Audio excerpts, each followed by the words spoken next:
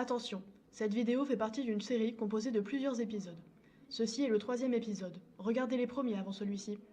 Les liens des autres épisodes sont dans la description. Les mers et les océans sont depuis longtemps pollués par divers produits. Les détergents, les carburants, les produits à usage ménager, pharmaceutiques ou encore les désinfectants et les conservateurs. On distingue généralement 3 grands groupes de polluants: organiques, inorganiques et organométalliques. Les polluants organiques ont des effets très variables qui dépendent de leur nature. Certains sont biodégradables et d'autres persistants.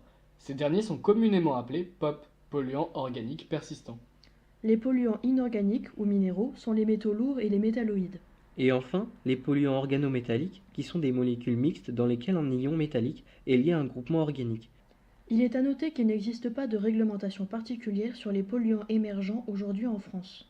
En effet, les données disponibles sur ces substances sont encore largement insuffisantes. Aujourd'hui, les stations d'épuration et de potabilisation des eaux n'ont pas un rendement d'élimination satisfaisant des polluants organiques. En particulier, il reste des résidus médicamenteux, ce qui est d'autant plus gênant car la France est l'un des principaux consommateurs mondiaux de médicaments. Il s'avère donc important de renforcer les traitements des eaux usées et des eaux destinées à la consommation humaine en développant de nouvelles technologies. C'est une nécessité de prendre des mesures au travers des plans et des programmes de recherche afin de réduire leur impact sur l'homme, la faune et la flore. Car comme le dit si bien WWF, l'océan n'est pas un puits sans fond. Certains des polluants énoncés sont ce qu'on appelle hydrophobes. Ils ont peur de l'eau ? C'est à peu près ça. Plus précisément, ils évitent de se mélanger avec l'eau. C'est l'inverse d'hydrophile, qui aime l'eau. Du coup, ils sont attirés par les groupes apolaires du ferrofluide. Les particules de lipides liquides sont donc confondues, mélangées avec les ferrofluides. Et il suffit de retirer les ferrofluides à l'aide d'un aimant pour les retirer de la solution. Bon on essaye. Allez, c'est relativement simple en plus. On a juste besoin d'un tube à essai, de quoi le maintenir droit et d'un aimant. On utilise de l'huile, de l'eau et bien sûr du ferrofluide. Au début, on mélange de l'huile et de l'eau, qui sont bien sûr insolubles, pour modéliser les polluants hydrophobes, l'huile et l'océan, l'eau. Nous avons rajouté les ferrofluides, et on voit bien les 3 phases de la solution hétérogène sur la photo. Nous avons donc mélangé le tout, et les ferrofluides ont rapidement absorbé l'huile. C'est pourquoi ils semblent ici avoir disparu. La première partie de l'expérience a été très concluante. Les ferrofluides sont de bons absorbants pour les matières hydrophobes. Il fallait donc tenter de les séparer de l'eau, et c'est ici que les problèmes ont commencé. Le ferrofluide ne voulait pas suffisamment remonter pour être véritablement séparé de la phase aqueuse. On voit bien qu'il est attiré, mais il ne l'est pas assez. Nous pensons que l'aimant n'est pas assez fort. Du coup, il a fallu trouver une alternative. Nous avons donc fait couler la solution dans un autre tube à essai, avons tenté d'attirer le ferrofluide au passage. Cette technique s'est révélée assez efficace, et explique les traces de ferrofluide sur la paroi du tube à essai. Nous n'avons pas pu retirer tous les ferrofluides. Il en reste donc une quantité minime dans le second tube à essai. En conclusion, l'absorption marche très bien, mais il nous faut des aimants très puissants pour parvenir à épurer l'eau de ces substances. Dans le domaine de l'épuration de l'eau, le magnétisme a déjà été utilisé. La société australienne Orica a développé des résines magnétiques constituées de particules de magnémite dispersées dans des billes de l'ordre du micromètre, constituées d'une résine de polymère. Elle permet d'éliminer l'arsenic, les bromures ou encore les matières organiques naturelles. Mais ces produits sont issus de l'industrie pétrochimique, donc peu respectueuse de l'environnement. Et c'est notre principal problème avec les ferrofluides. La toxicité. Toujours dans le domaine de l'épuration, l'absorption est reconnue comme un des procédés les plus efficaces pour l'élimination des polluants organiques. Le charbon actif est actuellement l'absorbant le plus largement utilisé dans le traitement des eaux potables à travers le monde. C'est un absorbant polyvalent qui peut éliminer plusieurs types de polluants. Le charbon actif est utilisé dans les stations de potabilisation des eaux du monde entier. Cependant, l'utilisation du charbon actif se heurte à différents inconvénients. Son coût de fabrication est élevé et il est difficile à régénérer. Et comme nous cherchons une solution qui puisse durer dans le temps, nous nous passerons de charbon actif. Certaines argiles naturelles, de faible coût, sont de très bons absorbants, surtout pour les métaux. Les polymères naturels ou hydrocolloïdes présentent de nombreux avantages par rapport au charbon actif, comme leur faible coût, leur biocompatibilité et leur biodégradabilité. Mais c'est parfait ça. En plus, ils ont des propriétés d'épaississement ou de gélification des systèmes aqueux. En gros, ils se transforment en une sorte de gelée au contact de l'eau.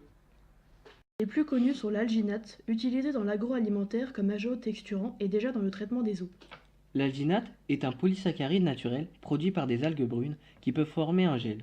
C'est un agent coagulant flocculant. c'est-à-dire qui emprisonne les colloïdes. Un autre exemple est le chitosane, qui est utilisé dans le domaine pharmaceutique pour l'encapsulation des médicaments. Mais ça pose un problème. Après absorption des lipides par nos polymères, comment récupérer ces derniers de la solution où on les a introduits? Et c'est ici qu'interviennent les ferrofluides. Ces derniers sont à la fois absorbants et magnétiques, mais ont pour désavantage de posséder des composants toxiques ou dangereux pour l'environnement. Afin de profiter des avantages des ferrofluides et de ceux des hydrocolloïdes, on cherche à associer les deux sous forme de billes. On mélange donc un hydrocolloïde en solution avec un ferrofluide, puis on laisse tomber une goutte du mélange dans un bain de calcium ou de soude qui réagira en formant une bille. On appelle ça une extrusion. C'est une méthode qui consiste à faire tomber goutte à goutte une solution de polymère à l'aide d'une seringue dans un bain de réticulant dans lequel s'effectue la gélification. La réaction rapide entre le polymère et le réticulant à la surface permet de figer la forme sphérique de la goutte au sein de la solution. Les billes obtenues sont en général homogènes en taille et leur diamètre est généralement de l'ordre du millimètre. Cette technique est largement utilisée car elle est simple à mettre en œuvre. Cela permet d'encapsuler les ferrofluides dans une coquille de polymère, évitant ainsi tout risque de toxicité, mais rendant le produit magnétique et donc plus facilement récupérable. L'encapsulation des ferrofluides précurseurs est totale. Les perles sont super paramagnétiques, avec des paramètres proches de ceux du ferrofluide précurseur. En résumé, l'encapsulation n'a pas d'impact sur le comportement magnétique des nanoparticules de fer. Comme on voit sur ces courbes d'aimantation, celle de droite correspond à l'aimantation des billes, celle de gauche à celle des ferrofluides originels. Malheureusement, nous n'avons pas pu faire nous-mêmes cette expérience, par manque de temps et également car elle est relativement compliquée. Voici donc le protocole que nous aurions dû suivre. Il nous faut tout d'abord produire un ferrofluide acide. Et on y va pour le matériel? On a toujours besoin de bécher. Toujours. Il nous faut aussi des plaques magnétiques ou des aimants. Un gros récipient d'au moins 2 litres, un cristallisoire par exemple, Un agitateur magnétique chauffant. et une burette, élément essentiel pour le dosage. Parfait. Et pour les composants, il nous faudra un ferrofluide déjà produit, Du nitrate de fer de formule FeNO3,3, De l'acétone. de l'éther, de l'acide nitrique HNO3, Et on n'oublie pas l'indispensable eau distillée. Les consignes sont tout aussi strictes, alors on garde le masque, les gants, la blouse et la hotte. Et oui. Tout d'abord, le ferrofluide est transféré en milieu d'acide nitrique. Après 30 minutes d'agitation, la solution est à nouveau décantée. On solubilise 323 g de FeNO3 x 3 dans 800 ml d'eau distillée, puis on les ajoute à notre précipité. L'ensemble est agité à ébullition pendant 30 minutes, puis décanté sur les plaques magnétiques. Cette étape aura permis d'oxyder la magnétite en maghémite. La solution est lavée en milieu acide avec un mélange constitué de 2 litres d'eau distillée et de 360 ml de HNO3. On laisse décanter l'ensemble magnétiquement après 10 minutes d'agitation. Le précipité est lavé plusieurs fois à l'acétone puis à l'éther. Il est ensuite dispersé dans 1 litre d'eau et l'excès de solvant est évaporé par chauffage. Mais ce n'était que la première étape. Le ferrofluide acide obtenu sert de précurseur pour la préparation du ferrofluide citraté. Le matériel est sensiblement le même, mais nous avons besoin d'autres ingrédients. Bien sûr, en plus de l'éther, de l'acétone et de l'eau, il nous faut également du citrate de sodium. On commence en ajoutant 200 ml de ferrofluide acide à du citrate de sodium. L'ensemble est agité pendant 30 minutes, chauffé à 80 degrés, puis décanté sur plaque magnétique. Le précipité est lavé avec 300 ml d'acétone. L'ensemble est agité pendant 10 minutes, puis à nouveau décanté sur les plaques.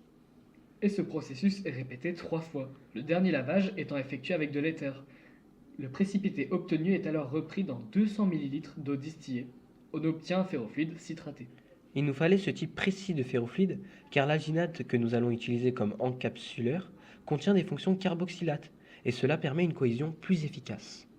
Après notre ferrofluide, nous avons besoin de notre polymère en solution afin de le mélanger à notre ferrofluide. Nous avons choisi ici l'alginate. Cette fois, on a besoin d'un matériel un peu plus spécifique en plus de celui utilisé précédemment. Par exemple, un cristallisoire est maintenant nécessaire. Il nous faut également une seringue ainsi qu'un pouce-seringue. Et pour ce qui est des composants, Ah, de l'alginate de sodium. Certes, et du chlorure de calcium, que l'on dilue dans de l'eau pour obtenir un bain de calcium. pour commencer, on dissout 3 g d'alginate de sodium dans 200 ml d'eau distillée. Le mélange est agité avec un agitateur magnétique jusqu'à dissolution complète du solide. La solution d'alginate obtenue est censée être translucide et visqueuse. Et on peut enfin associer nos deux produits. On prépare déjà notre mélange alginate de sodium et ferrofluide citraté. 56,39 ml de ferrofluide citraté sont ajoutés à la solution d'alginate. L'ensemble est agité pendant 2 heures pour obtenir un liquide marron foncé et visqueux. De l'eau distillée a été ajoutée pour avoir un volume total de 300 ml. Le mélange alginate ferrofluide est introduit dans une seringue. Grâce à un pouce-seringue qui permet d'avoir un flux régulier, le mélange est introduit goutte à goutte dans un bain de calcium. On place un aimant près du bain de calcium pour attirer les billes et éviter leur coalescence lors de la gélification. Les billes obtenues sont laissées dans le bain de calcium après 24 heures. Après ces 24 heures, la solution est aspirée à l'aide d'une trompe à eau et les billes sont lavées 3 fois avec 800 ml d'eau distillée, sous agitation pendant 1h30. Les billes sont pesées et conservées dans l'eau distillée jusqu'à utilisation. Les billes obtenues sont sphériques, de taille millimétrique et de couleur marron, due à la présence des nanoparticules magnétiques. C'est donc une synthèse plus ou moins complexe et on comprend pourquoi cette démarche est encore au stade d'essai. Les temps d'attente sont longs, les quantités relativement imposantes.